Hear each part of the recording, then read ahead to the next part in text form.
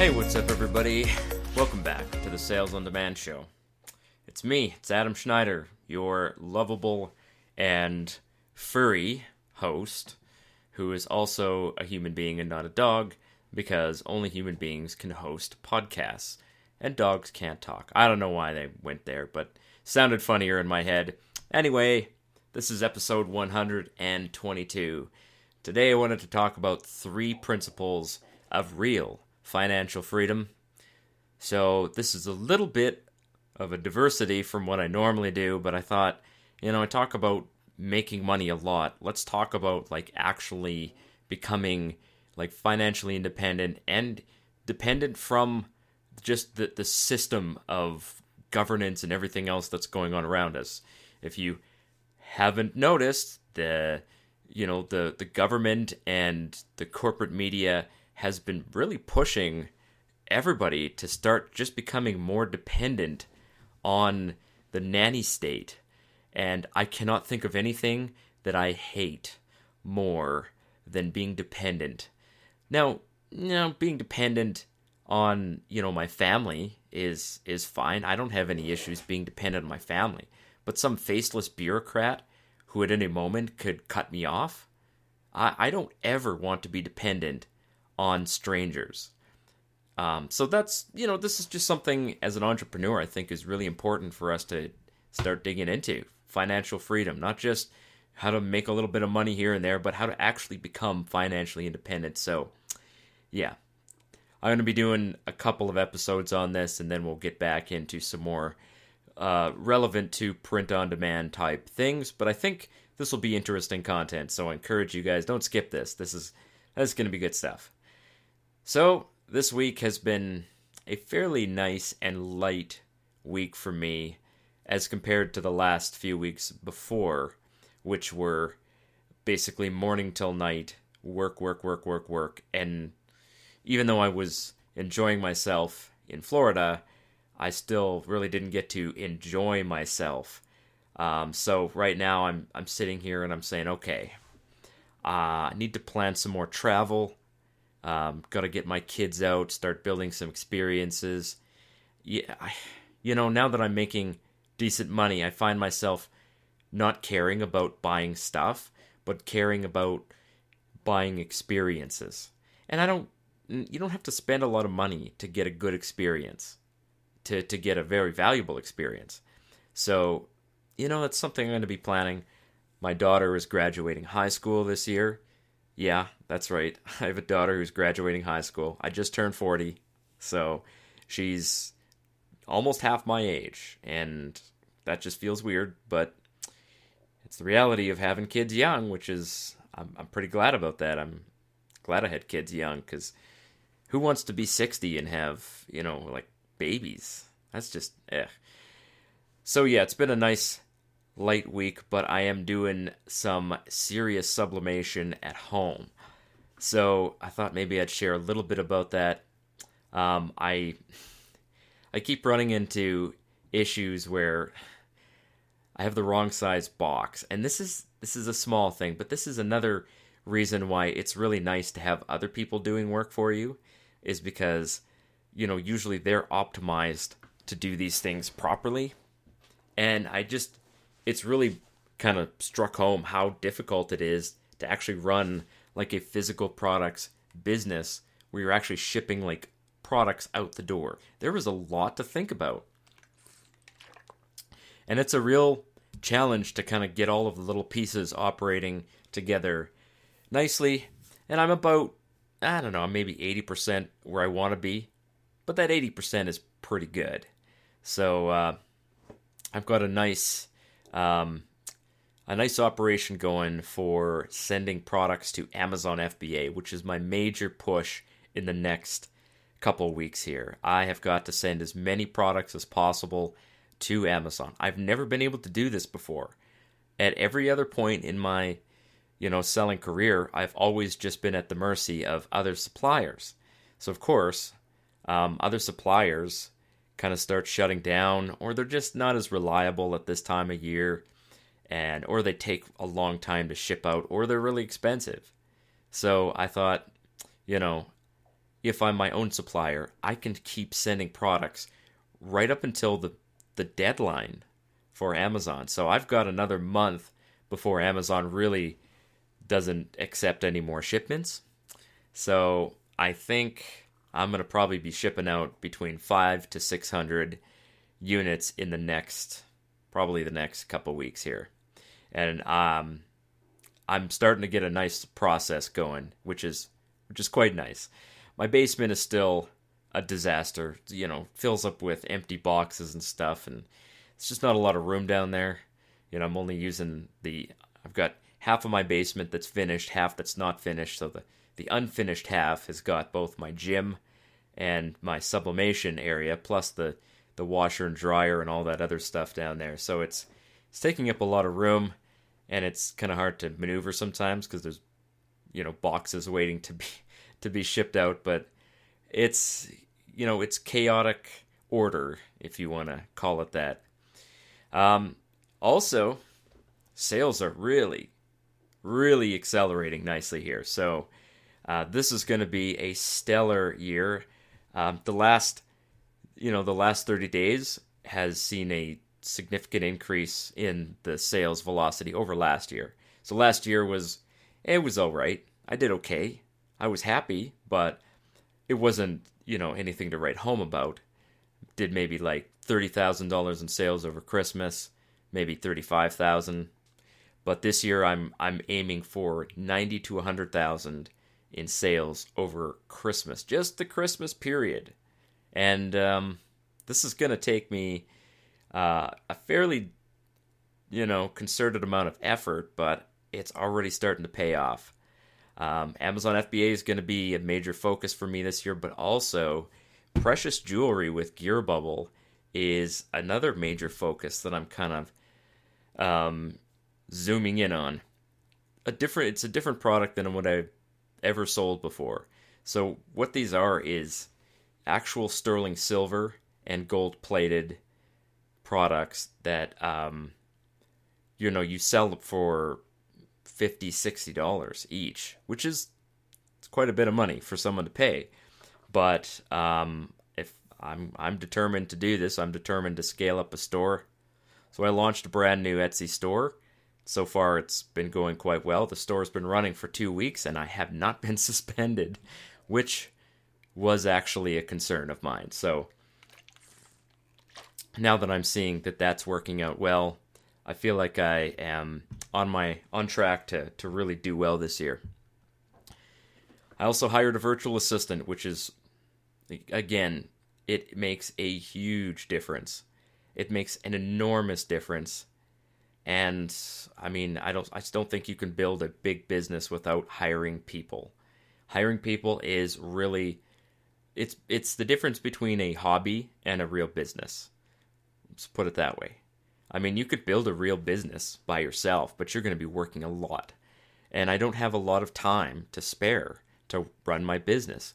And the beauty of running a business is that, unlike an employee, where you can't send someone else in to do your work for you. I mean, it would be nice. I'm sure people have tried it in the past, but no, companies and employers don't really want you to do that. They want you to be the one sitting in that chair doing the work. But with a business, there's no requirement for you to be doing the work because you're the boss. You're the one who gets to dictate who does the work and how it's done. So the beauty of running your own business is that you can hire somebody to just do it for you.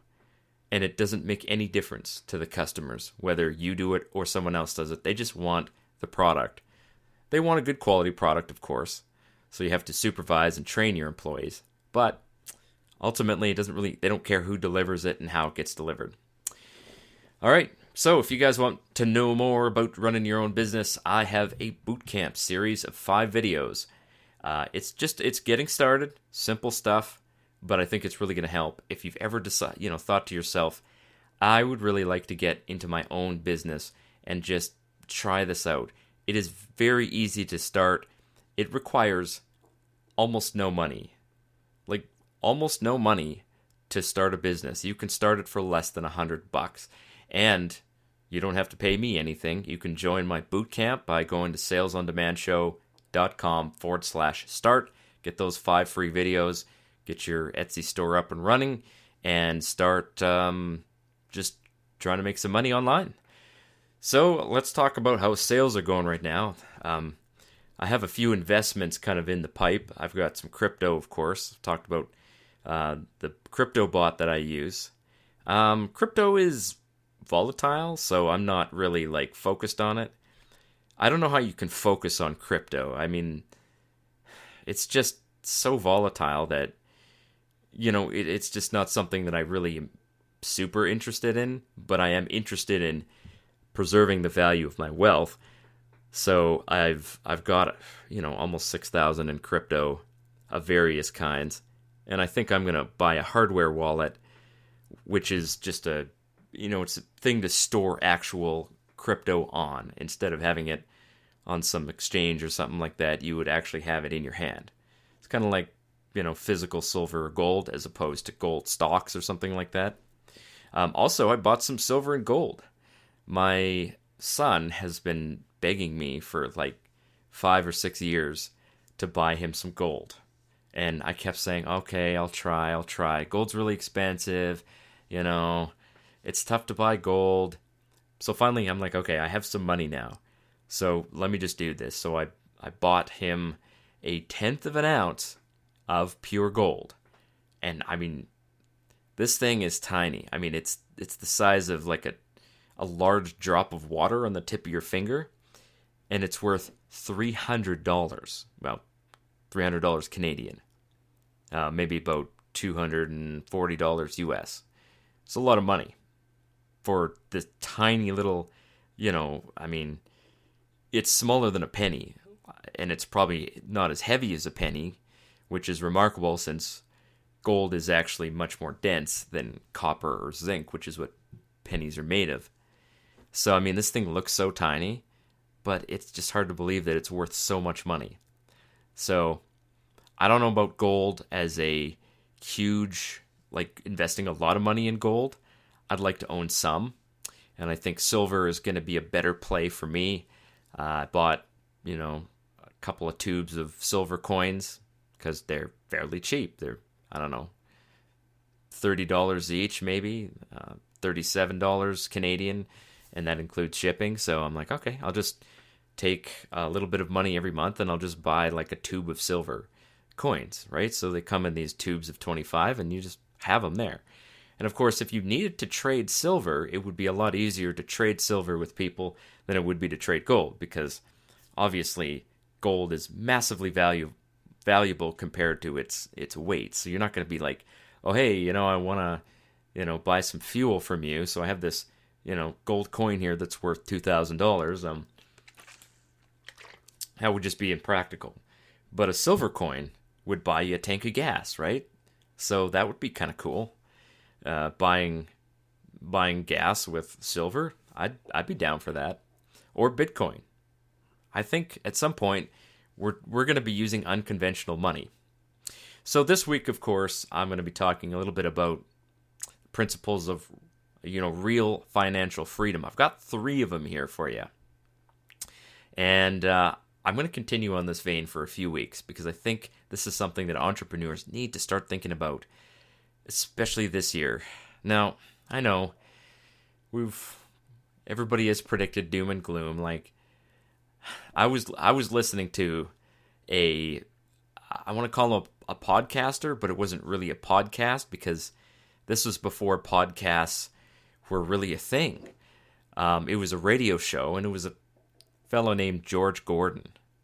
And I'm pretty sure that nobody in the audience has ever heard of this guy, but he was kind of this, not a really sovereign citizen kind of guy, but he was a really big, like, gold and silver is money, the Federal Reserve is crap, you should be, investing in real things, just all that kind of stuff, all that good stuff that today is not quite common knowledge, but is popular amongst people who like freedom. But he was doing this since 2001, or even before that, maybe like 1998. And I started listening to him in about 2002 or 3. And that's when I started to really realize that the financial system is a house of cards. And it might be built on a fairly steady foundation, which is 370 million Americans, talking about the US dollar, who are basically willing to do anything that they need to do to survive. People will work hard to survive if they have to. If they don't have to, they won't work. And that's just a fundamental fact of humanity. If people don't have to work, they won't. But if people have to work, they will. And they will adjust to whatever circumstance is in front of them. So, I don't know. I mean, I've been watching this whole system sort of start to crumble. And I know that there's going to come a day, there's going to come something that is going to topple the whole thing. I think the dollar is going to collapse. The US dollar. Even if it's a slow collapse, it's going to be a collapse. And I think we're seeing that happen right in front of us. We're seeing massive amounts of inflation. This year alone has seen almost 6%. And that's the CPI, right? The Consumer Price Index, which is about as manipulated as you can get. So the real inflation rate is probably somewhere north of 10%. So if you have investments and they're not earning you 10% a year, you're losing purchasing power on your money. That's not good. That's not good. So it's why I'm buying silver and gold. I'm getting ready to really, really massively invest in things other than US dollars. And of course, let's talk about some ways that you can gain some real financial freedom. So number one, earning money is good, but it's just part of the equation. So a lot of people think that financial freedom comes when you start earning a lot of money. And to a degree that can be true. That's a fairly important part of it, right? So, I mean, earning more money is, like, if prices are going up, the only way for you to keep up with those prices is to earn more money so that you can maintain the same lifestyle. So yeah, earning money is step one, but it's just step one. There's step 3, 2, 3, 4, 5, 6. And those steps are beyond the earning more money. Because earning more money, you basically just get more of it taken away from you by taxes, especially, if it's dollars that you're earning. Now, this is going to happen no matter what, right? So the minute you start earning money, some of it's going to be taken away from you from taxes. But the trick is to avoid all of it being taken. Well, I mean, to minimize how much is being taken through taxes and to maximize the long-term value of your life so that you don't need as much money. And I think this is a better way to go. I mean, rather than just becoming rich, I would rather become, wealthy. Those are two different things. Like, rich people, they are very dependent on the system. And a good example is doctors. Doctors might be one of the most indebted groups in the United States, and this comes straight from a book called Rich Dad, Poor Dad. It was written a long time ago. I don't know, it's probably 20 years old by now. But it's a really good book, and I highly recommend it. If I could remember the name of the author off the top of my head, I would tell you. In fact, I might go run and grab the book and tell you. Okay, I found it.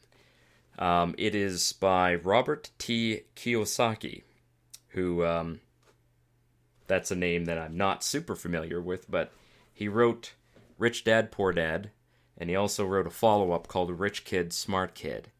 So that's interesting. But anyway, doctors are, as I was saying, the most indebted group. They make a lot of money, but they're also highly leveraged. So they have a lot of debt, and they live a lifestyle that just exceeds, if anybody could be really wealthy, doctors could be really wealthy. They could have a lot of assets and have a lot of passive side income. Instead, they just have a lot of consumable wealth. They own big homes with lots of debt and cars that are really expensive.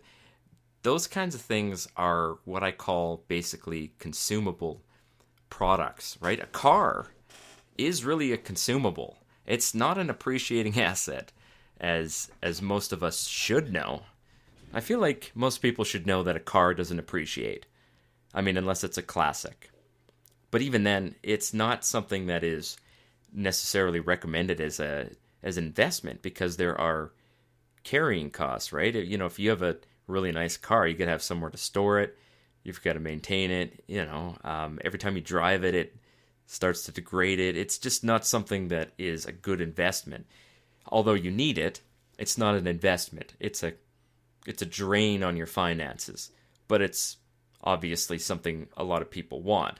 So right now, I drive a Corolla. And I'm not talking like, you know, a 2012 Corolla. I'm talking a 2003. I'm still driving a 2003 Corolla. And I keep telling myself I'm going to upgrade to something, but I can't find anything good that I like. So I'm like, why do I need to upgrade this car? It's fine. It drives. I can, you know, a couple repairs. It needs a new windshield and everything. I'm like, I don't need to spend any more money on something that isn't going to earn me more money in return or provide some, you know, independence. So when we're talking about earning more money, that's just step one. So I've never wanted to just have a podcast about, hey, here's how you can just earn more money. Cool. Great. All right. Well, have fun with your life there. Pay taxes and die. It's just not the way I do. So principle number 2 here is start becoming more skilled and more independent. So I teach a lot of marketing here, right? Not only do I teach you guys how to build a business, a lot of that process involves marketing.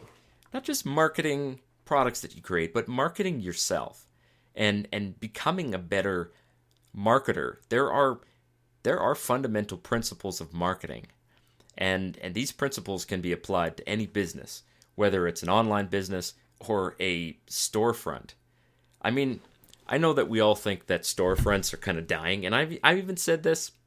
You know, I've said that, you know, stores are a dying thing, and I still think that, you know, if you're starting a store where you're selling, you know, little glass angels, you're probably not going to make a lot of money, right? It's just not.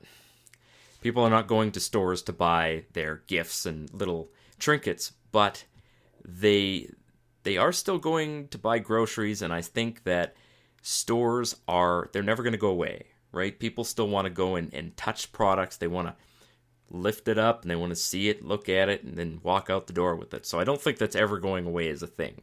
And of course, groceries, people, you know, Amazon may have groceries, but in the small town that I live in, Amazon's not bringing milk to you know, us out here. So we still need a grocery store, and I think that grocery stores are a good investment for as far as a business goes. And I mean, if any listener out there wanted to start a store, I think a grocery store would probably be a good thing to start. But when I talk about becoming more skilled and independent, I mean building things in you that will sustain you in the long run. So independence is like, here's something crazy, right? There are people in New York who can't drive and can't cook. They've never cooked a meal for themselves. And in many apartments in New York, they don't even have like a kitchen. Not every apartment. I'm sure there's, you know, people are cooking food in New York, but it's not uncommon for people in New York or major cities to just never cook for themselves. That's kind of crazy. I mean, not being able to cook some food and just kind of provide for yourself and just whip up something if you have ingredients, that is, to me, a huge drawback. Like, if you ever get out on your own and all you've got is just some stored food, how are you going to make yourself food if you don't know how to put that together and actually cook it? So that's what I mean by being independent, is being able to provide for yourself and having some skills, right? Can you change your own oil? Do you know how? Like, if your car has a flat tire. Are you capable of, jacking it up and taking the tire off and changing it? If you're not, that might be something that you want to go out and figure out how to learn. And there's hundreds and maybe thousands of videos on YouTube just on how to change a tire. So I mean, these are things that are easy to learn now, and now is the time to learn them while you can. Because, I don't know, maybe we'll have a moment in the future where the internet is down for months at a time or something like that. It's not completely out of the question that something would knock out the internet, even if it was just intermittent. Losing the internet could be a problem, especially if you're on the side of the road with a flat tire. And you're like, okay, I could really use a video on how to change a tire right now. Well, if you had studied and watched a video beforehand, you would already have that knowledge. So don't wait until you need the knowledge before you go out and get it. Some of the skills that I think are kind of important are things like, trading with people. How do you trade things? And so I think what's important is building connections in your local communities so you can swap things, like clothing or furniture or stuff like that. Find someone who knows how to make furniture. Find someone who knows how to sew and build a connection with those people. You don't necessarily have to know how to do that stuff yourself. But if you know somebody who does and you have something to trade with them, you can actually survive pretty much any so-called apocalypse, which, there's not going to be an apocalypse like a zombie apocalypse where, we're shooting each other in the streets. But,